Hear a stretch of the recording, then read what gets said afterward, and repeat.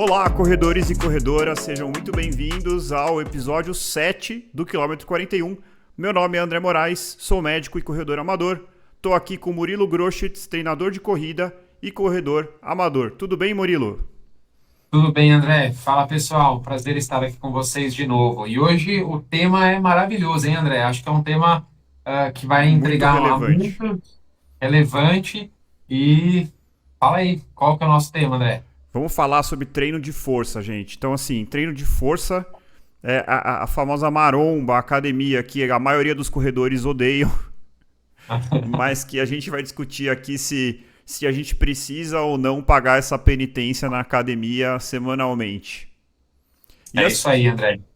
então, Não, eu só assim, ia falar que eu a academia, musculação ou qualquer outro tipo de treinamento de força, infelizmente não é muito bem visto pelos corredores e existe uma certa repulsa, talvez, por essa prática, né? E eu acho que isso vai muito da personalidade do corredor, né? Quem corre gosta muito de estar em ambientes externos, de correr na rua, no parque, e se ver ali dentro de um ambiente fechado, carregando peso, é algo que às vezes gera um pouquinho de estranhamento, né? E as pessoas não que correm costumam não gostar. Mas a gente vai falar um pouquinho da importância do treinamento de força como complemento à corrida. é isso aí. Bom, eu me considero um privilegiado. Eu gosto do treino de força, não me incomodo, não.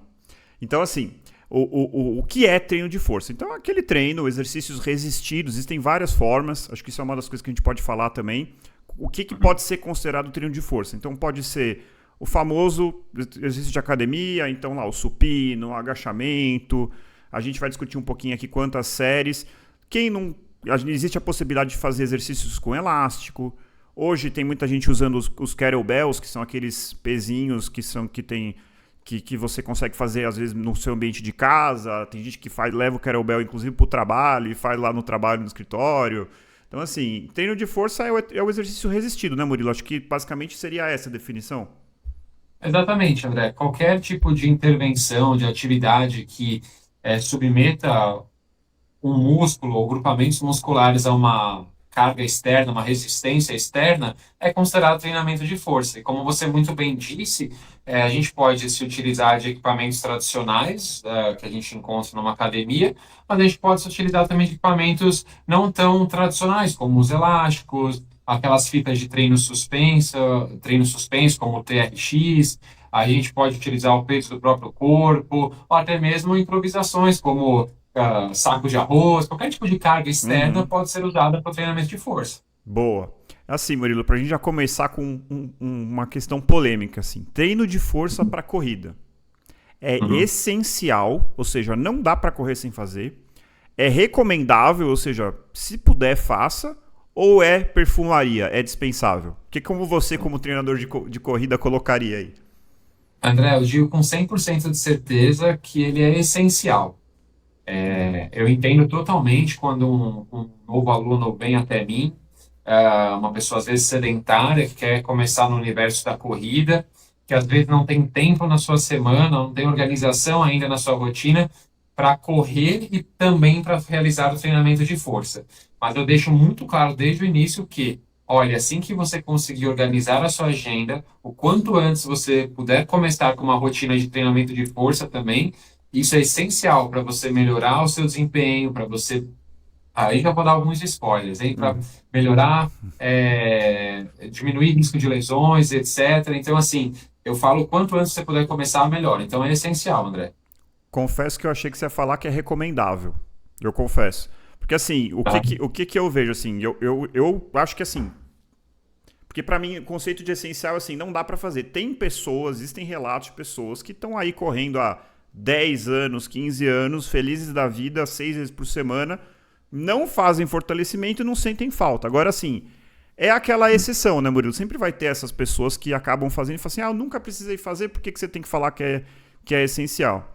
E aí eu acho que vem o papel da ciência, né? A ciência trazendo aqui dados mais concretos e a gente podia fazer esse gancho. O treino de força. O que a gente tem, sim, que a ciência, ou seja, a medicina baseada em evidências ou conhecimento baseado em evidências, O que ela já mostra? Previne lesão, melhora a performance. O que a ciência diz sobre esses pontos? Maravilha, André. Bom, primeiramente vamos falar sobre performance. Sobre performance, sim, o treinamento de força já há evidências científicas mostrando que há melhora de performance na corrida com treinamento de força, principalmente com variáveis do treinamento de força que envolvem força máxima e treino de potência, pliometria, e depois a gente vai falar um pouquinho melhor sobre isso, mas há sim melhora.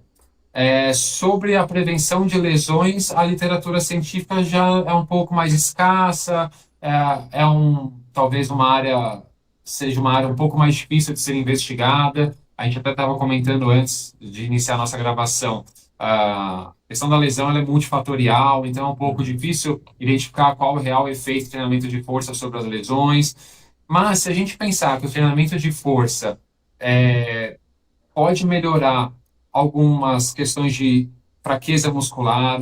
Por exemplo, uma pessoa que tem ali uma mecânica de corrida não muito adequada. Uma pessoa, por exemplo, que tem o valgo dinâmico, com aquele joelho em X, causado pela diminuição de força em glúteo médio.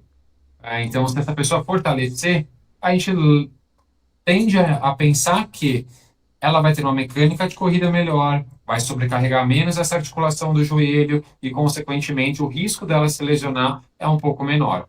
Mas, assim, não há ainda na literatura científica um consenso sobre esse aspecto. Acho que é importante fazer uma distinção aqui, Murilo, que são dois cenários diferentes. Existe o corredor que não se lesionou, não está lesionado e quer fazer treino de força como prevenção para não se machucar. Nisso a literatura é controversa. Ou seja, tem alguns estudos que mostram que pode trazer benefício e a grande maioria falha em comprovar o benefício, que não quer dizer que não tenha benefício, ele só não conseguiu capturar essa informação, né? Exato. Agora, se você tem uma lesão, aí com certeza o fortalecimento já tem embasamento científico. Te dar um exemplo, minha lesão recente, tendinite do Aquiles, 90% do que eu fiz era fortalecimento. E tá zerado, meu tendão zerou. Então, assim, para tratar lesão, com certeza o treino de força tem benefício. Para prevenir lesão, é um pouco mais controverso. Agora, aí é aquela coisa. Pô, se trata a lesão, dá pra gente supor, e aqui é suposição, ou pelo menos pensar que é racional, de que ela também é capaz de prevenir, né? Isso é o que acontece, Murilo, sem querer entrar aqui na seara, um pouco do meu lado médico aqui falando. Existe uma dificuldade em qualquer estudo, seja para uma medicação, ou, por exemplo, uma coisa que é super difícil de estudar, intervenção dietética. Por quê? Para você provar que uma intervenção é capaz de prevenir alguma coisa, você precisa isolar essa variável. Ou seja, você precisa fazer com que a única coisa que difere quem fez e quem não fez o fortalecimento é o fortalecimento. Só que no meio da corrida, lesão tem sono, trabalho, alimentação, flexibilidade, tipo de treino, intensidade de treino, volume de treino.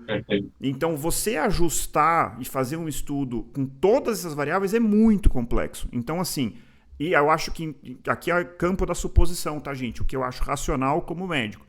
É muito difícil você colocar e fazer um estudo que mostre que, olha, eu fiz esse exercício e este exercício foi capaz de prevenir lesão.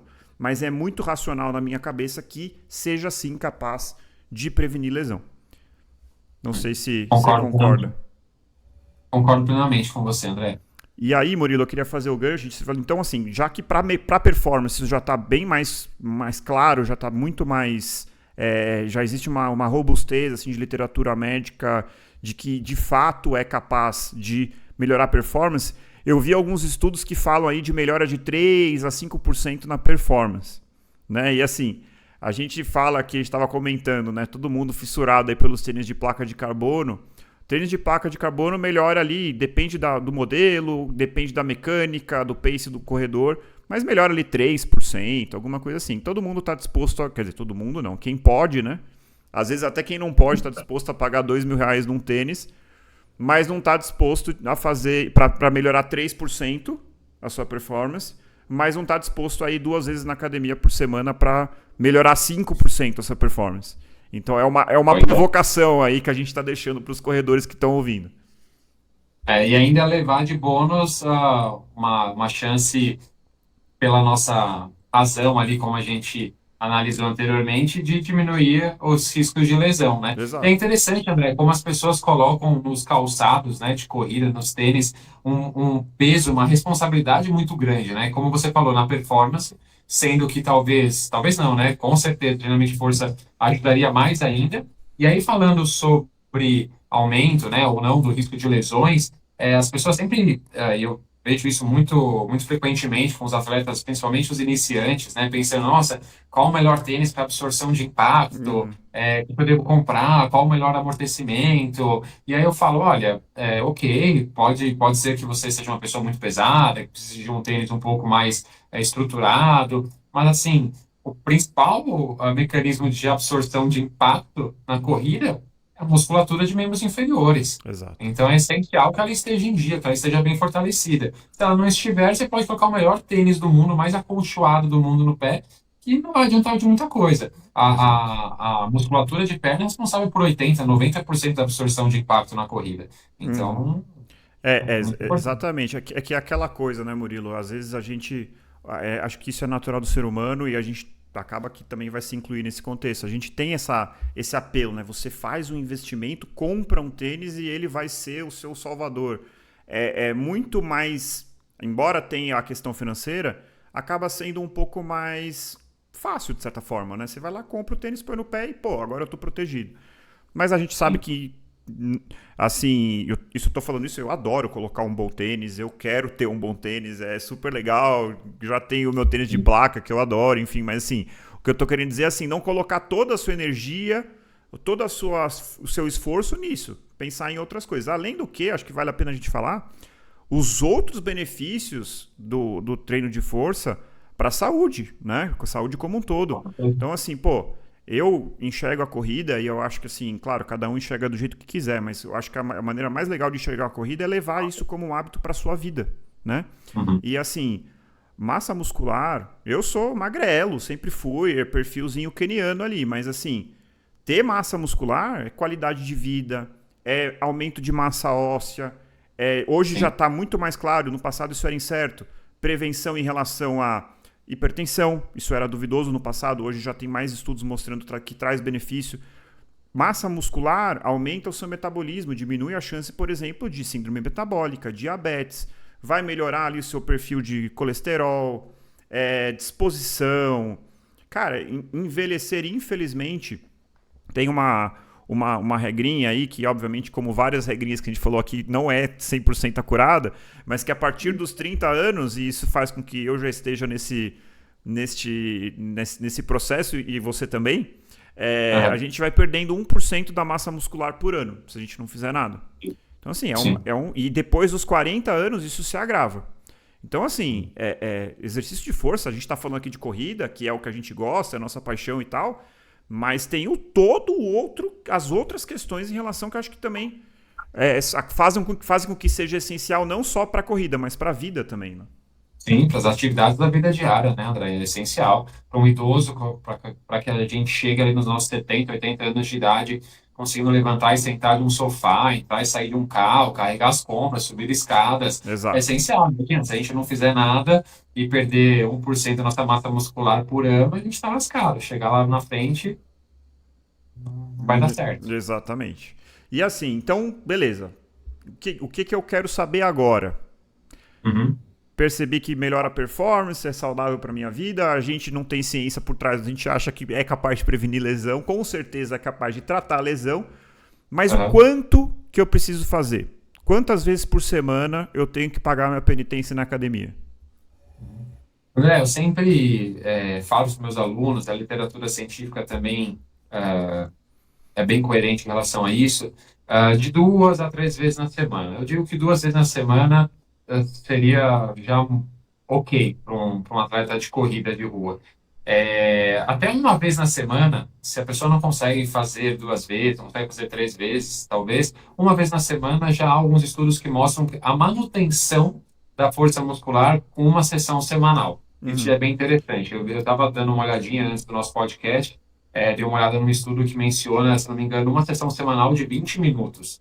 Eles pegaram 6 exercícios, não lembro muito bem como foi a metodologia de número de séries, repetições, mas houve manutenção da força muscular. Não estou falando aqui que houve melhora, mas houve manutenção. Uhum. Então, o sujeito ali quer pelo menos manter, não quer perder força muscular, com uma sessão semanal. Mas o ideal são 2 sessões semanais, para que a gente possa ter um intervalo menor entre as sessões, dar estímulos com uma frequência um pouco maior e dessa Uhum. forma estimular a nossa musculatura mais vezes e fazer com que o ganho de força seja um pouco maior.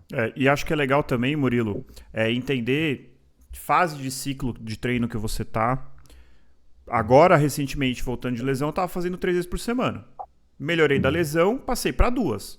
Eventualmente, pô, você tá ali na fase final de uma preparação para maratona. Você tá fazendo alto volume, eventualmente você pode passar para uma fase de manutenção e fazer uma vez por semana. O que você acha? Acho que Uhum. faz sentido?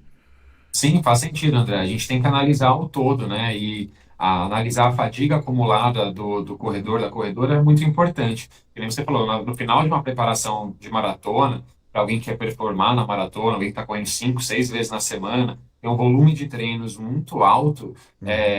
poxa, haja pique para você ainda conseguir manter 2, 3 sessões de fortalecimento na semana bem feitas, né? Eu prefiro que o atleta migre para uma vez na semana, que ajude ele a manter a força muscular dele e ele consiga focar onde ele realmente precisa, que é na corrida, porque o treino de força para o corredor é um complemento, ele não é um fisiculturista, um Sim. halterofilista, ele é um corredor. Uhum. Então, aí tem que analisar o todo. E como você muito bem falou, numa fase em que o atleta está se recuperando de uma lesão, e aí também a literatura científica mostra que para tratar lesões, o treinamento de força é Uhum. essencial, talvez o aumento do número de sessões semanais seja algo importante. Então, o foco deixa de ser um pouco a melhora de performance na corrida, talvez a gente tenha que tirar até um pouco o pé da corrida, diminuir a carga de treinamento na corrida, para que a gente possa focar um pouquinho mais no treinamento de força e dessa forma melhorar a recuperação desse atleta. Maravilha, Murilo. Bom, agora eu vou dar meu depoimento aqui e você me diz o que você acha. A vida inteira eu pensei da seguinte maneira: eu quero saber se nossos ouvintes também pensam assim ou pensaram assim em algum momento da sua jornada como corredores. Pô, corrida é um exercício de resistência, né? Ou endurance, principalmente corrida de longa distância.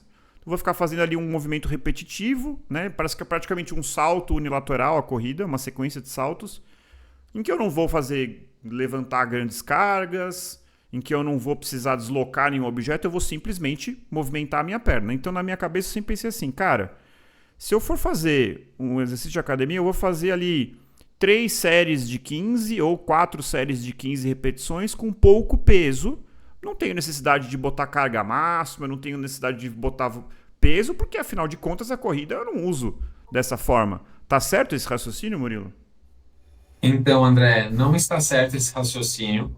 É, essa é uma ideia, né, uma visão que ainda se tem, infelizmente, Uhum. né, no universo do treinamento, e às vezes por falta mesmo de conhecimento, até mesmo de alguns profissionais da educação Uhum. física que não são especializados em corrida, né, e aqui eu não estou falando mal deles, etc., mas é muito comum, eu vejo às vezes alguns alunos que treinam comigo corrida e aí fazem fortalecimento muscular numa academia do bairro e quando procuram um profissional lá para que ele os oriente, a resposta é essa, olha, faz muita repetição, baixa carga. Porque a intuição diz que esse é o formato mais lógico, como você falou. Mas aí o meu questionamento, André, até para tentar quebrar um pouco essa ideia, poxa, se eu já corro, e numa corrida eu dou, sei lá, eu dou 5, 10 mil passos num treino, já com peso no meu próprio corpo, que é um peso Uhum. talvez menor do que aquele que eu vou fazer num agachamento na academia, por que eu tenho que reproduzir isso na academia? Se eu já faço em todos os meus treinos várias repetições com baixa carga, né? Então, Uhum. qual que é o ganho que eu vou ter com isso com o treinamento de força? Qual o ganho que eu vou ter na corrida fazendo esse tipo de intervenção? E aí, André, quando a gente analisa a literatura científica, a gente vê que o treinamento de força focado em força máxima em potência, então força máxima, para quem não sabe, né, são altas cargas e baixo número de repetições, então alta carga assim 80, 90, 95% de uma repetição máxima e baixo número de repetições. Desculpa te interromper. Vamos só botar esse Ah, conceito, que eu acho que isso é uma coisa importante. O que, que é a repetição máxima? Só pra gente. Que isso é uma coisa que eu ok. não tinha ouvido falar até relativamente recentemente. Como que é a repetição máxima? André, repetição máxima, qual é a máxima carga que a gente suporta em uma repetição de um determinado exercício? E Perfeito. aí o teste de um RM é exatamente isso. Um RM. Vamos supor um agachamento. Eu vou lá, coloco, olha, o treinador vai chegar para mim e falar, Murilo, quanto você acha que você aguenta fazendo agachamento? Pela sua experiência treinando. Olha, eu acho que eu aguento 100 quilos. Ele vai lá e coloca 100 quilos. Ah, consegui fazer. Bom, vamos tentar colocar 120 quilos. 120 quilos, tentei fazer, não consegui. Uma repetição. Vamos tentar 110. 110 eu consegui. Então vamos 115. Até achar qual a carga máxima que eu Uhum. consigo fazer uma repetição. Isso é carga máxima. É um Perfeito. RM, repetição máxima. Tá? Perfeito. E então a força máxima é isso. São altas cargas e baixo número de repetições. De 3 até no máximo 6 repetições. Então esse tipo de intervenção tem uma série de efeitos positivos na performance da corrida.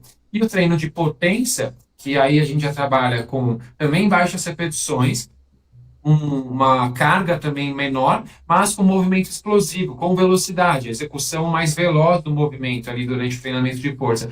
Esse tipo de intervenção também tem efeitos positivos na corrida. Ou mesclar ambas as intervenções, dependendo do período que o atleta se encontra, do período do ciclo de treinamento que ele se encontra. Normalmente são essas as intervenções que a literatura científica nos mostra trazer benefícios para a performance na corrida. Maravilha, Murilo. Então, assim, o que eu fazia ali, obviamente eu estava fazendo uma provocação ali. O que eu Tá? fazia antes de procurar o conhecimento, obviamente hoje o meu treino já é diferente. Se eu chegar ali na terceira série, terminei o exercício e sinto que eu poderia ter feito muito mais, é porque tá errado, tem que aumentar a carga, certo? A ideia é chegar na última repetição da última série já meio que no limite ali, tipo, não conseguiria fazer mais uma repetição desse exercício, né? Exato, André, exato. E aqui, André, acho que vale a pena a gente colocar uma ressalva que a gente não está falando para que uma pessoa que nunca tenha feito um treinamento de força já comece dessa forma. Porque, com certeza, a necessidade de consciência corporal, de Sim. coordenação motora, de realmente preparação do sistema ósseo-articular ali, então, tendões bem fortalecidos, ligamentos preparados, coordenação neuromuscular mesmo, Uhum. para que seja executado um treino desse, ela é muito maior. Então, assim, se você está começando no treinamento de força, procure orientação de um profissional. Talvez você tenha que começar com cargas mais baixas mesmo, com uma carga submáxima, em que você termina o número de repetições proposto, 10, 12, 15 repetições, mas assim, sem chegar no limite ali no final, para que você realmente se prepare, tanto É, do ponto de vista da coordenação, quanto também preparar o seu corpo para absorver a sobrecarga em treinos mais pesados, né, em treinos com mais certeza. específicos, digamos assim, para a corrida. Não, assim, por exemplo, sei lá, tô falando aqui o exemplo do agachamento. Pô, eu acho difícil pra caramba fazer um agachamento bem feito. Depois Uhum. de muito investimento, algumas vezes que eu já travei minhas costas, eu acho que eu tô conseguindo fazer mais ou menos, vamos dizer assim. Assim, não vai querer também dar uma de herói, isso aqui a gente tá falando assim, o cenário ideal, o que mais vai potencializar a sua performance é o exercício de alta intensidade, com mais foco na força mesmo.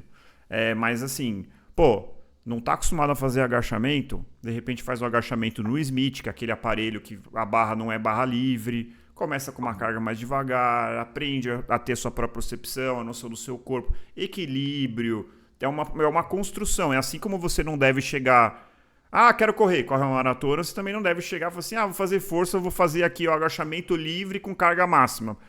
Ainda mais se você tiver sem supervisão, né? Hoje, eu acho que tem um lado bom, que as academias estão mais acessíveis, estão mais disponíveis, mas algumas academias carecem de ter uma quantidade grande de profissionais ali para orientar, para corrigir alguns erros de execução, coisas que às vezes pode custar caro, pode custar um ciclo de treino ali, se você dá uma travada na coluna, dá uma torcida no pé, às vezes você pode se machucar feio. Então tem que. Isso que o Murilo pontuou aí, acho que é muito importante.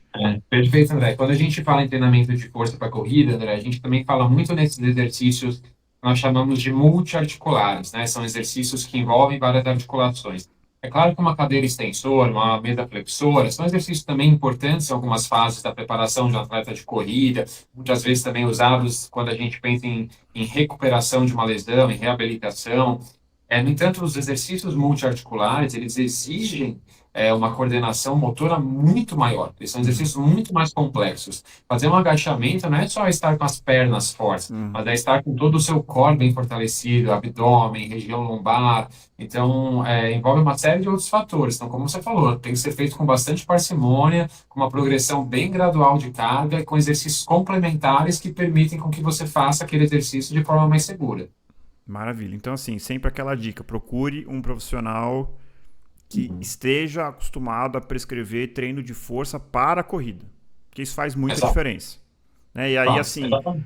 aproveitando esse link, eu acho interessante, assim, um temor, um outro temor que eu tinha, né? Que na verdade é um delírio, porque eu sempre fui magrelo, mas eu tinha medo de ficar pesado para correr. Então, Uhum. assim, nunca fiquei pesado, mas tinha medo de ficar pesado. Isso é uma coisa que não faz o menor sentido. E eu acho que alguns corredores existem isso, né? Pô, eu quero correr, eu quero ficar leve para correr. Eu vou fazer força, vou ficar pesadão, vou ficar marombado, vou ter dificuldade, vou ter que carregar um peso desnecessário. E assim, Uhum. o grande ponto, acho que você pode complementar, mas assim, não é porque você vai ganhar força que necessariamente você vai ficar pesadão. Depende de como você faz o exercício, como é a sua alimentação, você está correndo também junto, então você tem ali uma coisa catabólica acontecendo. Se você fizer o treino certo, dificilmente você vai ficar pesado, não é, Murilo? O que você acha desse ponto? Exatamente. Assim, tem atletas que falam isso, nossa, eu vou ficar pesado fazendo treino de força, eu vou ficar muito forte, eu vou acrescentar quilos ali ao meu corpo que vão me prejudicar na corrida. Eu perdoo aquele atleta que fala isso, talvez por ignorância, por não saber que não é bem assim. Mas Uhum, tem muitos atletas que usam isso como desculpa porque não gosta de fazer treino de força e usa isso como desculpa. E é a uhum, desculpa mais farrapada do mundo, tá? Primeiro ponto, André, é que para a gente ganhar massa muscular, o treino de força, focando aqui hipertrofia muscular, ou seja, aumento da massa muscular, perfeito. ele tem algumas características específicas, existem algumas técnicas, algumas relações de séries, repetições, tempo de intervalo, qual percentual de uma repetição máxima você vai utilizar nos exercícios, etc. É, e para que você tenha, mesmo fazendo esse tipo de treinamento focado em hipertrofia muscular, para que você realmente tenha essa hipertrofia, é muito importante que você esteja em superávit calórico. Uhum, Então, assim, sempre que você vai entra numa academia, você vai falar com alguém que está fazendo um treino para hipertrofia muscular e está ali também com acompanhamento nutricional, etc., essa pessoa tem um superávit calórico. Ela precisa uhum, ter uma ingestão calórica maior do que o que ela gasta de calorias no seu dia a dia. Porque essas calorias extras vão ser utilizadas para a construção de massa muscular. Agora, isso num corredor, numa modalidade que gasta muita energia, é muito difícil de acontecer. Então, uhum. mesmo que um corredor tente ganhar muita massa muscular, é muito difícil que isso aconteça, a não ser que a pessoa realmente esteja comendo demais, esteja com uma dieta muito, muito calórica. Mas mesmo assim, o treinamento de corrida com o treinamento de força focado em hipertrofia muscular são duas coisas que concorrem Exatamente. muito entre si. É É. muito difícil disso acontecer. Então, é uma desculpa esfarrapada, e Uhum. para aquelas pessoas que não sabiam realmente porque não tinham esse conhecimento, fiquem tranquilos, isso não vai acontecer. É muito, muito difícil que você É. ganhe massa muscular a ponto disso te atrapalhar na corrida. Exato. Não, e assim, o corpo humano é uma máquina incrível mesmo. Assim, se você começa a fazer um programa de treino de força e você está conseguindo progredir a carga, ou seja, conseguindo aumentar a sua repetição máxima, e você vai ver que às vezes você consegue fazer isso e você não vai ganhar peso. Isso é uma coisa que explode a minha cabeça. Como que o nosso corpo é capaz de aumentar a capacidade de levantar um peso e você não necessariamente ganha peso? A sua balança está mostrando ali a mesma coisa. É claro, você provavelmente está perdendo gordura, está aumentando a proporção de massa magra, mas isso se você fizer bem feito, você vai ter esse cenário. Você vai ganhar força e não vai ter que carregar mais peso. Ou, se você eventualmente vai carregar um pouquinho a mais de peso, também não tem problema, né? De repente, pô, ganhei 2 quilos ali de massa magra, isso pode te ajudar também, né? Uma coisa que eu percebo, não sei se faz sentido, mas assim, quando eu tô fazendo o treino de força certinho, o quanto ajuda, por exemplo, para um treino de subida. É impressionante. Aquela sensação que você sobe, você tá na ladeira, você vê sua performance despencar. Com um treino de força bem feito, claro que você não vai conseguir manter, você vai ficar mais cansado ou você vai ter que diminuir seu ritmo. Mas assim, a capacidade que você ganha de enfrentar uma ladeira, eu acho que faz muita diferença. Muita, com certeza. Não só ladeira, mas de impor velocidade nos seus treinos. Velocidade, né? Nos Um tiros. treino, um treino de tiro em que você necessita elevar muito mais seu joelho, essa flexão do quadril tem que ser muito mais acentuada. Treino de força é muito importante nesse aspecto também. É. E aí, André, só uma curiosidade, né? Você falou, nossa, que você se surpreende com a questão de como o nosso corpo é capaz de gerar mais força, mesmo não havendo a hipertrofia muscular, o ganho mesmo de secção transversa de músculo. E aí a gente está falando das adaptações neuromusculares, né? Uhum. Capacidade de recrutamento de unidades motoras. Acho que não vale muito a pena a gente falar aqui do que é uma unidade motora, etc. Uhum. Mas, assim, basicamente é a capacidade que o seu cérebro tem de mandar impulsos nervosos para o seu músculo, para suas células musculares e ativar mais fibras musculares de uma só vez.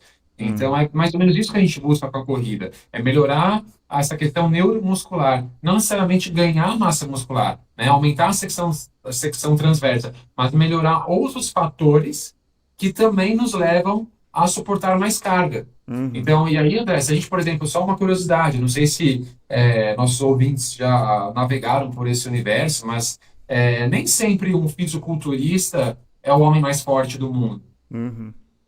né? Um powerlifter, né, um levantador profissional de peso, muitas vezes a capacidade dele de gerar força num RM, de uma repetição máxima, é maior que de um fisiculturista. E se a gente olhar, ele é muito mais magro, muito mais Menos fino do definido, que né? Às vezes também. definido, exatamente, do que um fisiculturista profissional, que a preocupação maior dele é estética e com realmente o tamanho dos músculos dele. Não necessariamente ele é mais forte. Exatamente. Muito bom, Murilo. Cara, assim, o que eu queria te perguntar, agora é curiosidade mesmo. Tem alguma predileção? E aqui a gente está partindo da premissa de que o nosso corredor aqui, que a gente está imaginando, ele já tem a capacidade de fazer os dois tipos de exercício. Duas perguntas. Peso livre é menor do que aparelho? E exercício unilateral é melhor do que exercício bilateral? O que você acha? André, peso livre, ao meu ver como treinador, ele é melhor do que exercícios feitos em máquina, tá? É melhor, mas, mais uma vez, usado com parcimônia e no momento correto. Uhum. Pessoas que estão começando no treinamento de força necessitam de equipamentos, de máquinas em que se estabilize o corpo, que se realize a movimentação de uma articulação somente. Tem que se começar aos poucos, né? Como você Uhum. falou, ao invés de fazer um agachamento livre, passa na barra guiada, ou passa um leg press. Vamos aos poucos. Faça Uhum. um agachamento isométrico primeiro, para você entender o movimento, o posicionamento do seu corpo, do seu tronco, dos joelhos em relação ao pé e todas as outras questões envolvidas. Mas, conforme o atleta vai se aperfeiçoando, ele vai avançando nesse universo, o peso livre ele é mais adequado, porque ganha esse tempo durante o treinamento. Primeiro que você vai, normalmente, no exercício livre, você vai envolver mais articulações, né? Então, são exercícios normalmente multiarticulares. Uhum. Segundo, porque envolve essa coordenação entre músculos, que é algo muito importante quando a gente fala de transferência para a corrida e também para outras modalidades esportivas. Aqui serve isso para qualquer modalidade esportiva. Então, exercícios multiarticulares que envolvem coordenação de vários músculos, principalmente ativação do nosso core, que é um conjunto de músculos do nosso tronco, tanto de abdominais quanto músculos pélvicos e também da região lombar, que nos dão estabilidade. Então, isso Perfeito. é muito importante. O treinamento de força com peso livre desenvolve muito essa questão da estabilidade do corpo, que é essencial para que a gente gere o movimento da corrida de forma mais eficiente, sem gastar energia à toa. Perfeito. E aí, a segunda pergunta, qual que Isso. é? Do unilateral versus bilateral. Ah, legal, Porque assim, André. eu já vi Mais uma muito vez. só a introdução.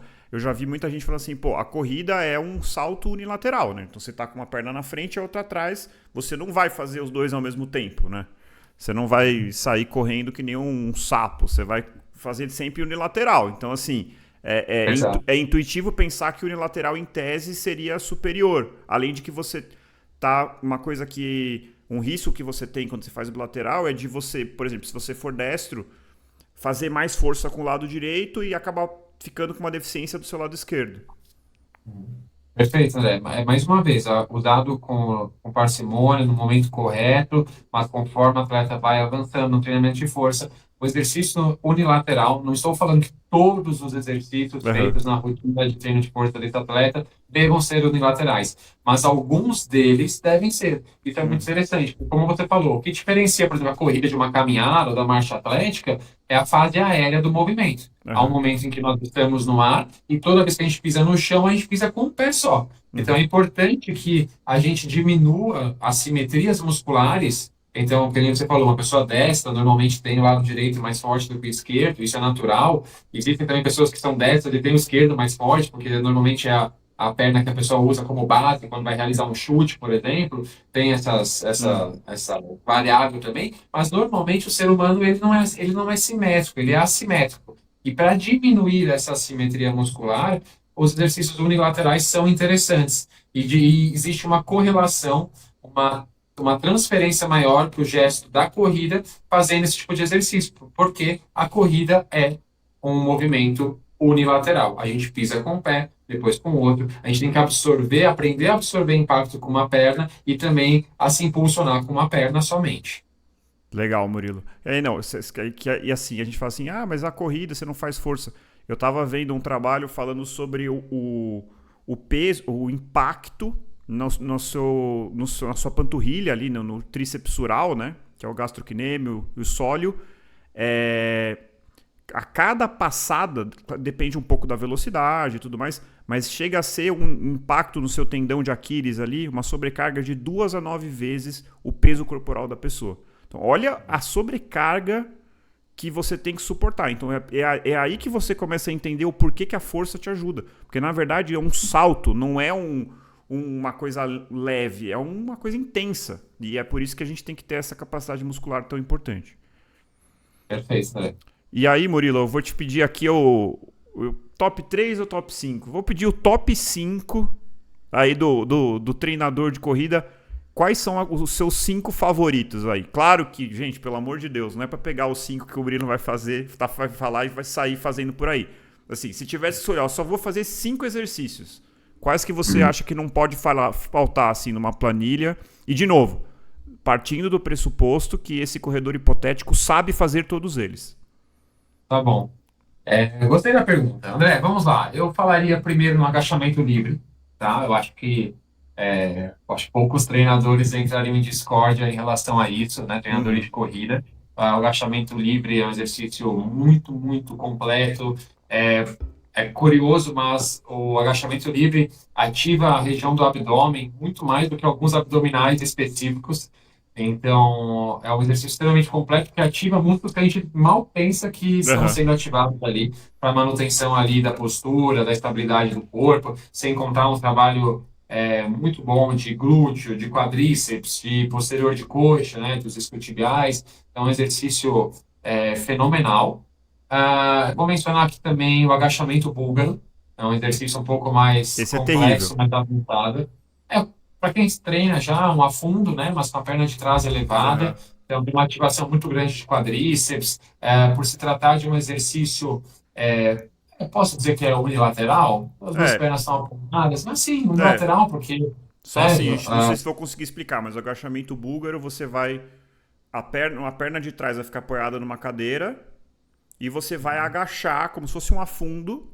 Então, uma perna para frente e a outra atrás apoiada numa cadeira. E você vai agachar e subir. Isso é o agachamento búlgaro, né? perfeito. E como é um exercício muito instável, é Pô, muito eu acho interessante muito. para Você trabalha todos os estabilizadores ali da panturrilha. sim. É um desafio fazer o agachamento búlgaro bem feito. Musculatura pélvica também, a gente sente muito trabalho ali de glúteo médio, né? Glúteo médio sendo muito ativado para evitar com que você realize ali uma rotação interna do seu joelho, da perna da frente. Então, isso é muito, muito importante. Então, esse trabalho de musculaturas acessórias, estabilizadoras, eu vejo muito no agachamento búlgaro. Então, eu gosto bastante desse exercício também. Boa, então Dois. Foram dois. agachamento livre, agachamento Tá bem? búlgaro. Sim. Stiff. Boa. Stiff é bom. Stiff é outro exercício que é um exercício complexo, eu não sei, mas comparando ele com agachamento livre, eu acredito que seja um exercício ainda mais difícil de ser executado corretamente. A postura correta das costas, escápulas bem abertas, ombros bem encaixados, mas é um exercício fundamental para toda a cadeia posterior, desde Cara, tríceps dural, posterior de coxa, glúteo, toda a região ali dos eretores da espinha, toda a musculatura lombar, é um exercício fenomenal o também. stiff tem uma característica que eu acho muito louca, assim. Você faz o agachamento, você sente a força na hora. Você fala, pô, tô fazendo força. O stiff, ele tem uma característica muito interessante, pelo menos eu sinto isso. Não sei se é uma experiência individual. Você faz o stiff, você fala, foi tranquilo. No dia seguinte, você vai levantar, tá com dor muscular na cadeia posterior. É impressionante como você não sente tanto na hora e no dia seguinte você vê que realmente você trabalhou ali aonde você queria. O stiff, eu não sei, eu tenho muito essa sensação. O agachamento você faz na hora ali, tal.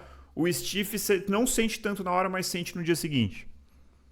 Eu concordo com você, André, até pessoalmente falando, e com alunos meus também que treinam força comigo, eu vejo isso, esse relato de dor mais tardia e Uhum. essa percepção de que, não estou falando que todo exercício, para ter efeito, tem que ser sentido ali na hora, de hipótese alguma, estou falando isso, mas parece que você vê ali o benefício daquele exercício depois, né? Você começa Exato, a sentir dor depois.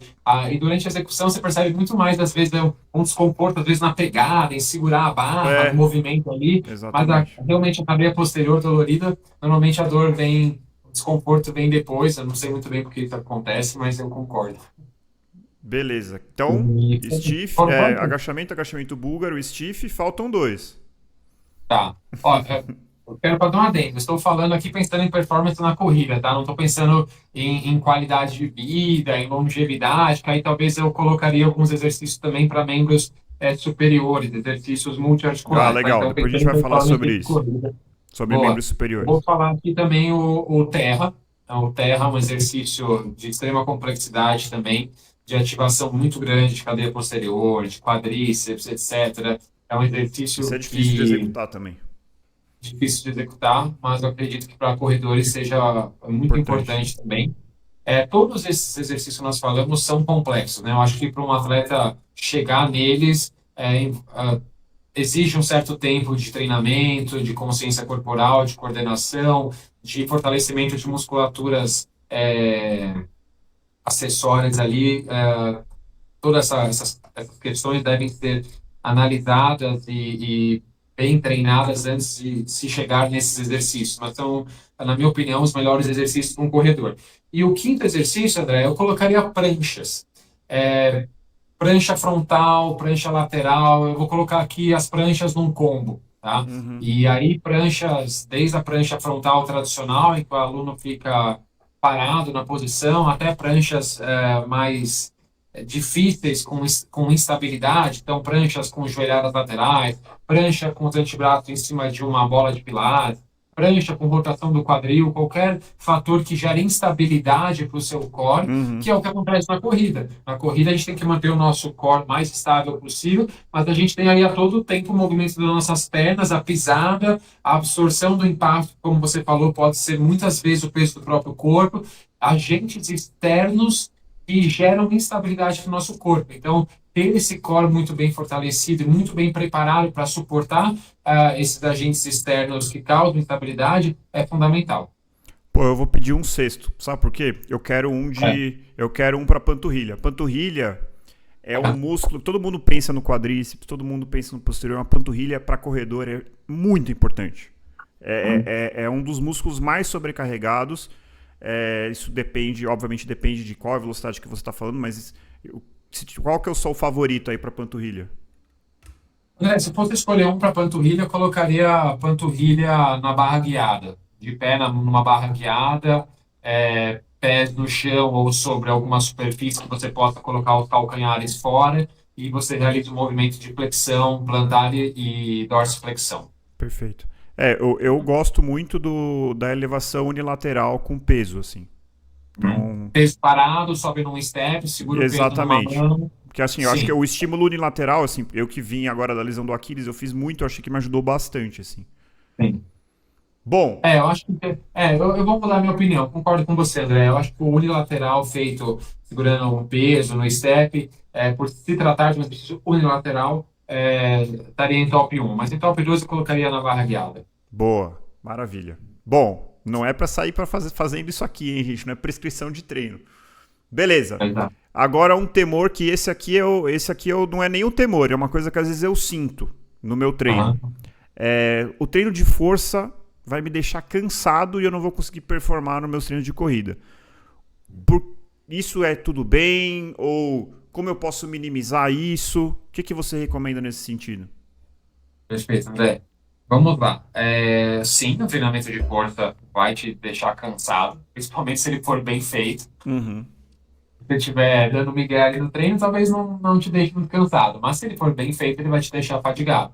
Como qualquer outro tipo de intervenção, qualquer outro tipo de treinamento que você faça complementar a corrida. Então, aquela pessoa que também gosta de nadar e nada, óbvio que isso também vai atrapalhar seu desempenho. A energia que você está gastando, a fadiga que você está acumulando.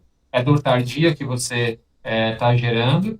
Então, com certeza, treinamento de força vai gerar algum efeito ali sobre os seus treinos de corrida. Principalmente quando o atleta está começando, né, no treinamento de força ou quando ele está ah, iniciando uma nova rotina. Mudou ali a planilha de treino dele, mudou alguns exercícios, inseriu pela primeira vez agachamento livre. É Uhum. bem provável que nas primeiras semanas de adaptação aos novos exercícios Exatamente. ele sinta um desconforto um pouco maior, né? E eu acho que assim, André, para minimizar esses efeitos, a primeira coisa é entender que um pouco de fadiga residual, um pouco de interferência, vai acontecer e está tudo bem. Faz Né? Eu parte sempre do falo para treino, meus né? alunos, faz parte do treino. A gente não precisa estar 100% em todos os treinos, se sentindo ótimo e super disposto a todos os treinos. Na corrida, quando a gente pensa em periodização de treinamento, a gente visa um objetivo específico, seja uma prova de 5, de 10, uma meia maratona, uma maratona, uma ultra. A gente tem um foco específico. Seja correr ali sem parar 30 minutos, a gente tem um foco. Durante a preparação, é normal que haja fadiga acumulada, um certo nível de fadiga acumulada. A gente quer chegar no nosso 100% e ali a gente trabalha para que a gente não tenha mais fadiga acumulada no dia em que a gente vai concretizar esse nosso objetivo. Durante a preparação, um certo nível de fadiga residual é ok. Agora, o excesso de fadiga residual, quando o aluno relata para mim que não está mais conseguindo cumprir as suas planilhas de corrida porque o treinamento de força o deixou muito cansado ou cansada, aí sim é um problema. Né? Uhum. Quando o aluno deixa de performar bem, ou a dor está muito grande, aí a gente tem alguns mecanismos para tentar atenuar isso. Então, a primeira coisa é você tentar afastar, né, os dias do seu treino de força com os dias do seu treino de corrida. Então, se você conseguir dar um dia de intervalo, dar um dia de intervalo entre essas duas sessões, melhor. Então, treinei força na segunda, vou correr na quarta, ok. Se você vai treinar em dias consecutivos, tente dar pelo menos 24 horas de descanso. Isso Uhum. também é outro ponto importante, se você conseguir fazer isso, né? Se a sua agenda permitir, então treinei força de manhã, vou treinar corrida no outro dia de manhã, ao invés daquelas pessoas treinando, treinei força à noite, aí eu vou correr de manhã. Ok, pode ser um cenário, se a pessoa não tem tempo, mas se você tentar espaçar um pouco mais, melhor. E mesmo assim, às vezes o aluno só tem tempo de fazer ambas as coisas no mesmo dia. Tente espaçar em períodos diferentes do dia, é o melhor dos cenários também. Maravilha. E assim, Murilo, aqui pensando assim na realidade que eu tenho certeza de muitos ouvintes aí, pô, não quero ou não posso pagar uma academia, né? O que eu posso fazer no ambiente domiciliar? O que eu posso fazer com um elástico? Dá pra bolar um treino de força específico para corrida sem necessariamente ter que pagar uma academia? Porque a gente falou aqui de vários exercícios, né? Todos eles feitos no ambiente de academia, né? Talvez tirando a elevação unilateral com peso livre. É, é possível? André, eu acredito que sim. Eu acho que o aluno, o atleta e o próprio treinador vai ter um pouco mais de trabalho para bolar este treino. O Aham. ambiente da academia tradicional traz uma série de de comodidades, de facilidades. A barra já está ali bonitinha, tem o agachamento guiado, tem o leg press, tem o peso, etc. Mas tendo ali uma boa orientação na elaboração dos treinos, planejamento adequado e tendo ali ferramentas para impor carga aos seus músculos, é possível sim fazer o treinamento de força para corrida em ambiente domiciliar. Uhum. Principalmente assim, exercícios de estabilidade, de fortalecimento de core, eles são facilmente realizados com o peso do próprio corpo e alguns mecanismos de instabilidade, como eu falei, Uhum. rotação do quadril, joelhadas, etc. Agora, os exercícios mais específicos para membros inferiores que necessitam de carga, aí hoje em dia no mercado a gente tem uma série de elásticos com N tipos diferentes de carga, desde os mais leves até os mais intensos. Tem elástico hoje em dia que estimula ali 60, 70, 80 quilos de resistência. Então, é Uhum. possível. Claro que Uhum. vai demandar um pouco mais de trabalho no planejamento, vai demandar um pouco também de esforço por parte do praticante em comprar alguns materiais ali que ele Aham. possa guardar em Hoje em casa, dia que não tem tenham bastante tão... coisa, né? E aí eu acho que o exercício unilateral tem um Sim, papel importante, né? exato. Por exemplo, um agachamento búlgaro.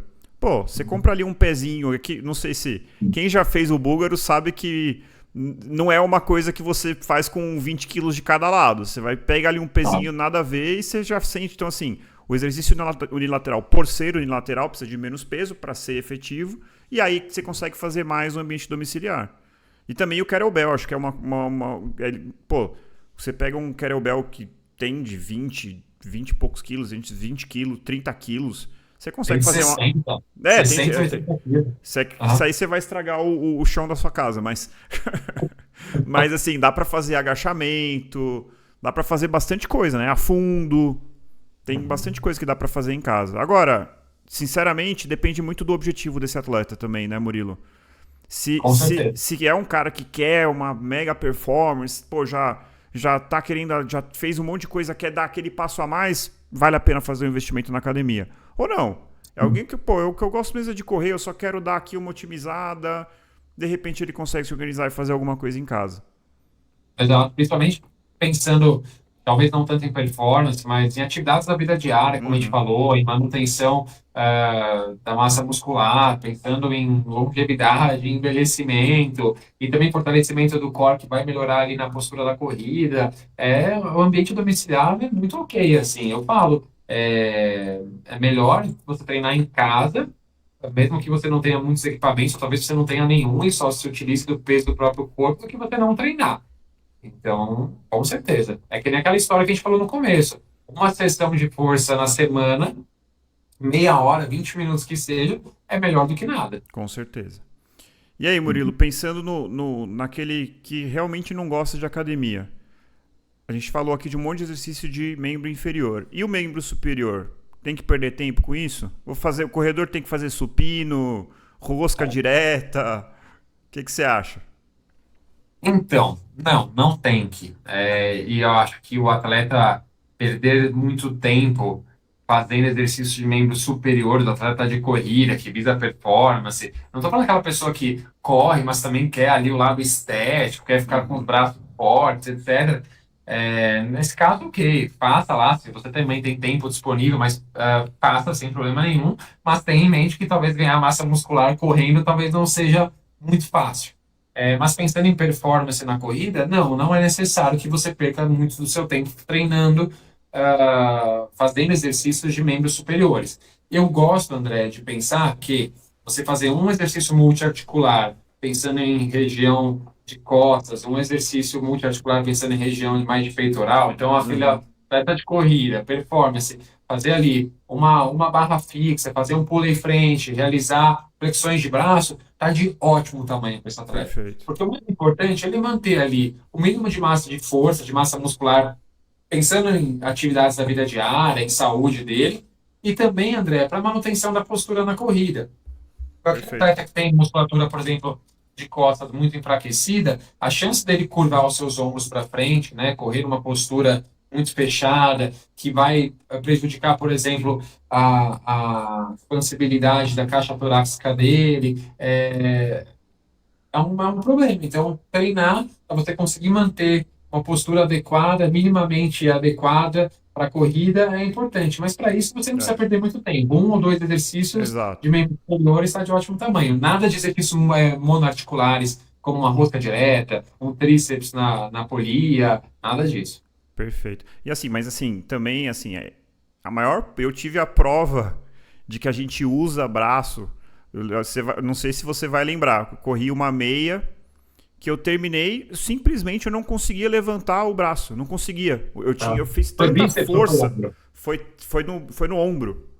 No De ombro. Ah, tanta força assim, fazendo uma meia no talo, chegou aham. no final ali, a hora que eu esfriei, eu não conseguia tirar a camiseta.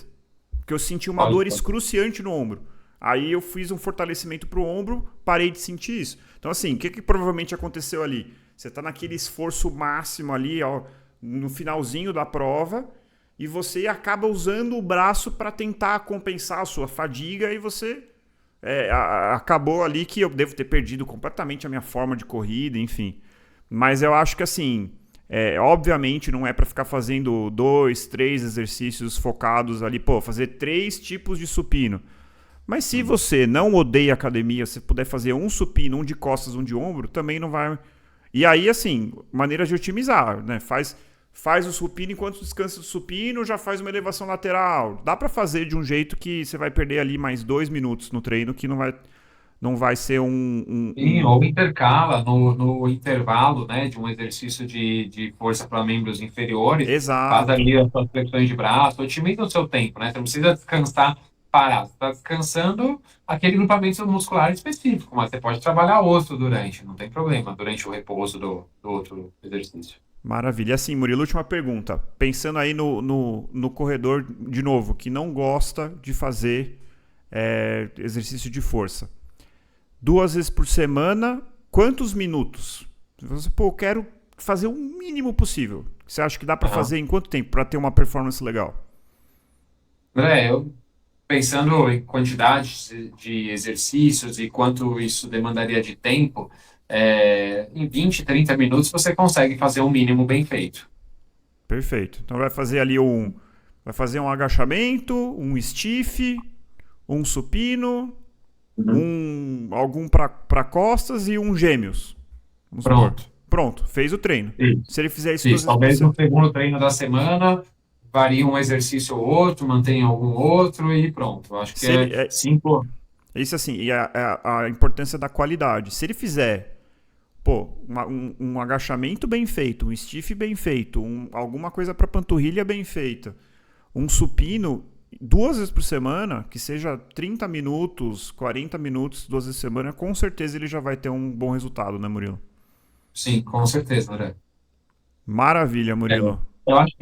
eu acho que é essa mensagem, né, André, que é, os corredores não gostam, né, ou de fazer o treinamento de força, talvez alguns nunca tenham tentado, talvez por alguns preconceitos, mas que inserir essa rotina no seu dia a dia não é tão difícil assim, né? A Não gente é, sempre não é. pensa, quando a gente pensa em academia, a primeira coisa que nos vem à cabeça, talvez sejam as pessoas que visam ganhos estéticos, visam aumento de massa muscular, e pessoas que treinam durante muitas horas, passam muitas horas do seu dia na Nossa. academia, né? E Ou tudo que. bem, essas pessoas, ok. A gente não gosta, mas assim, É. ok, aquelas pessoas que gostam, tá tudo certo. É uma outra modalidade esportiva, tá tudo certo em relação a isso. Uhum. Mas o corredor, muito menos já é fantástico e já vai te fazer ganhos muito, muito positivos. Então, vale a pena tentar. Com certeza, Murilo. Assim, como eu já falei, eu gosto bastante, assim, e mudei radicalmente de relativamente pouco tempo pra cá, acho que um pouco mais de um ano. E, assim, é engraçado que antes eu fazia aquele treino de academia clássico, né? Então, hoje é peito e costas. Eu fazia 3 tipos: supino inclinado, reto e declinado. E o Aham. mais engraçado, Murilo, isso é uma coisa que, de novo, o corpo humano é uma máquina incrível. Hoje consigo levantar o mesmo peso do que lá atrás quando eu fazia um treino A, B e C, que um era peito e costas, o outro era bíceps e tríceps, o outro era perna. Você consegue levantar o mesmo peso, ou seja, fazendo muito menos, só que fazendo bem feito, né? Então assim, fazendo carga máxima, fazendo uma boa execução. Então é uma coisa assim, tem muito... se você não tomar cuidado, eu acho que o treino de força ele pode ficar extremamente enfadonho. Se você não Sim. otimizar o tempo, às vezes fica lá distraído, acaba quando vê você ficou 1h30 na academia, realmente você não vai fazer. E a outra dica que a gente já falou no episódio sobre como tornar a corrida um hábito é pegue uma academia perto da sua casa. Né? Hoje em Sim. dia, para quem acho que mora em São Paulo, né? Meu, tem academia quase que em cada esquina, assim, tem muita opção. Pega uma perto da sua casa, que você consiga chegar ali em menos de 10 minutos, porque isso faz muita diferença. Eu falo por experiência própria, mudei para uma academia perto da minha casa e hoje em dia eu treino, eu vou ali, 40 minutos, resolvi, tá feito, entendeu? Às vezes... Principalmente se você não gosta, né? Exato. Não, e às vezes você pode, faz ali 40 minutos, tem uma rodagem leve, faz o exercício, depois faz a rodagem, ou faz a rodagem de manhã e faz a academia à noite. Eu acho que dá para fazer. É isso aí. Beleza, Murilo, mais uma vez, muito obrigado pela participação. Acho que superou a minha expectativa esse episódio, acho que vai ser muito Foi bem útil aí legal. pra gente, pra muita gente. E é isso aí. Nos encontramos no próximo episódio rumo ao 10º, né? A gente fez uma promessa aqui interna de que pelo menos até o 10º a gente ia chegar. Estamos chegando lá. Estamos chegando. Eu vi um dado de que a maioria dos podcasts morrem antes do episódio 10. Então eu tô até correndo o risco de falar isso no 7, mas a gente vai chegar no 10º. Prometo pra vocês. Não Não morreremos, com morreremos. certeza. Não. É isso aí, André. Muito obrigado mais uma vez aí. E a todos que nos ouviram até o final, obrigado. Espero que esse tema tenha sido relevante para vocês.